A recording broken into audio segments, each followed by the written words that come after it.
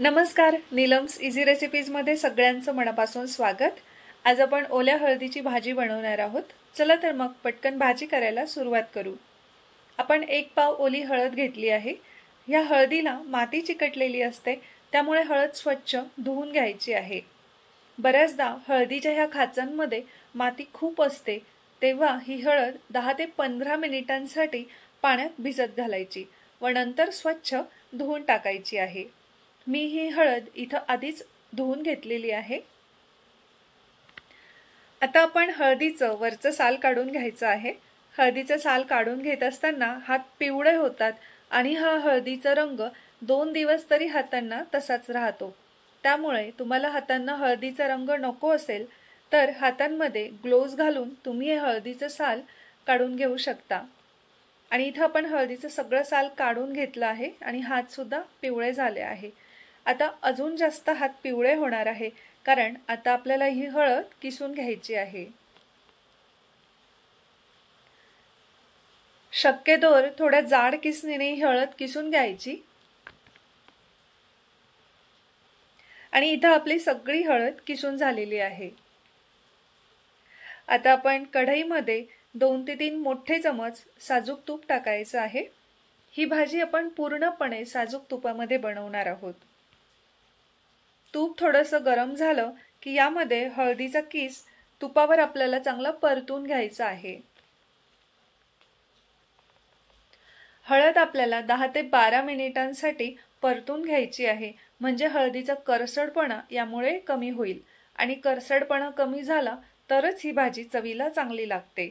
त्यामुळे हळदीचा कच्चेपणा व करसडपणा निघून जाईल इतपत आपल्याला ही परतून घ्यायची आहे।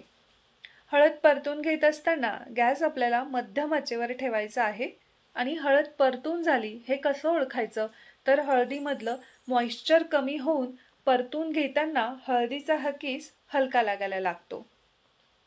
किस हलका लागायला लागला की समजायचं परतला गेला। आता हा आपण एका प्लेटमध्ये काढून घेऊ।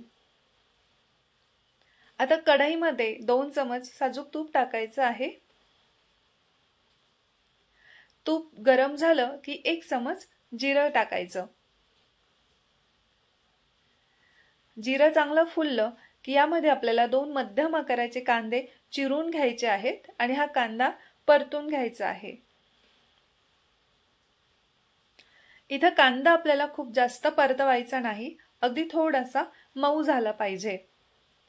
कांदा मऊ झाला की त्यामध्ये आपल्याला 9 ते 10 लसणाच्या पाकळ्या, 1 ते 1.5 इंच आलं व एका लहान टोमॅटोचे तुकडे करून घालायचे आहेत। हे थोडंसं परतायचं आणि यामध्ये आता आपल्याला 10 ते 12 काजू टाकायचे आहेत। तसंच आपण 2 हिरव्या मिरच्या सुद्धा यामध्ये टाकायच्या आहे आणि 1.5 ते 2 मिनिटांसाठी आपल्याला हे परतून घ्यायचं आहे। परतून झालं की गार करून मिक्सरच्या भांड्यात आपल्याला दळून घ्यायचं आहे। आता कढईमध्ये पुन्हा आपण 2 चमच साजूक तूप टाकायचं आहे। तूप गरम झालं की यामध्ये 1 चमच लाल तिखट व 1 चमच आपल्याला गरम मसाला टाकायचा आहे।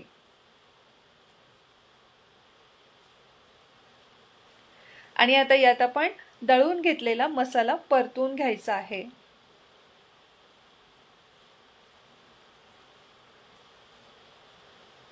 एक अर्ध्या मिनिटासाठी आपल्याला हा मसाला परतून घ्यायचा आहे।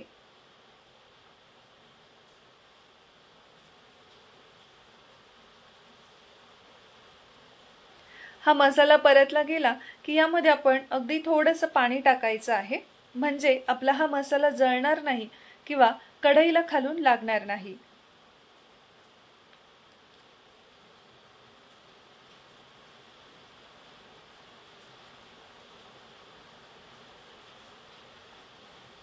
हा मसाला थोडासा शिजला की यामध्ये आपल्याला हळदीचा किस घालायचा आहे।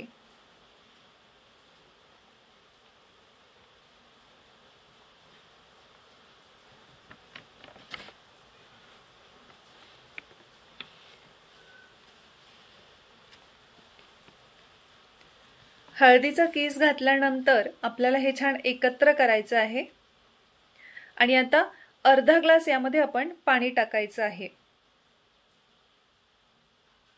मी इथे अर्धा ग्लास पाण्याचा वापर करत आहे।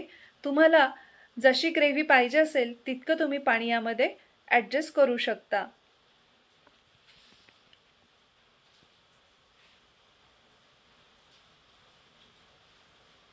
आता यामध्ये आपण पाव वाटी हिरवे वाटाणे घालायचे आहेत।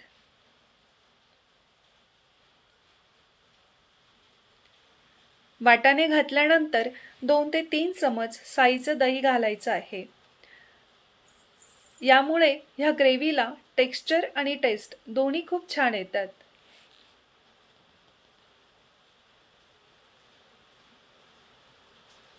आता यानंतर आपण चवीनुसार मीठ टाकायचं आहे आणि आता झाकण ठेवून फक्त 5 मिनिटं भाजी शिजू देऊ।